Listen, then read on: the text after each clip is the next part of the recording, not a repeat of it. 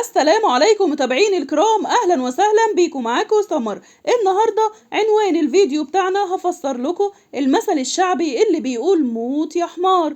في يوم من الايام كان في ملك واقف في حاله كده في الجنينة بتاعته، فلقى حمار داخل وبياكل من قلب الزرع اللي في الجنينة.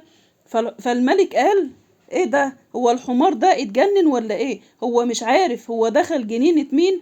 هاتولي الحمار ده، انا لازم اقتله علشان يتعلم الادب. المهم الوزير قال للملك: هو انت يا ملك هتعمل عقلك بعقل الحمار؟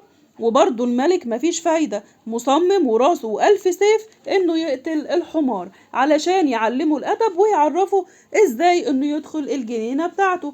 فالوزير قال للملك: طب انا عندي فكرة يا ملك، انا هاخد الحمار ده وهعلمه انا الادب، بس بشرط اديني 10 سنين وقصر كبير جدا وفلوس كتير عشان اعيش فيه، وانا هعلم الحمار ده الادب.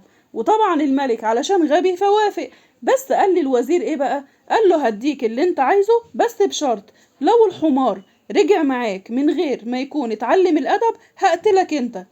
قال له: تمام يا ملك. المهم رجع الوزير لمراته وهو فرحان جدا، وقال لها: افرحي علشان الملك هيديني قصر كبير وفلوس كتيرة جدا والحمار علشان اربيه.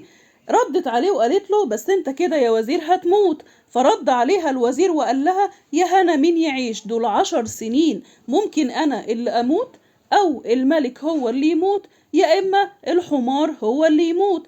فردت عليه وقالت له: موت يا حمار، والله محدش مظلوم في القصة دي كلها الا الحمار.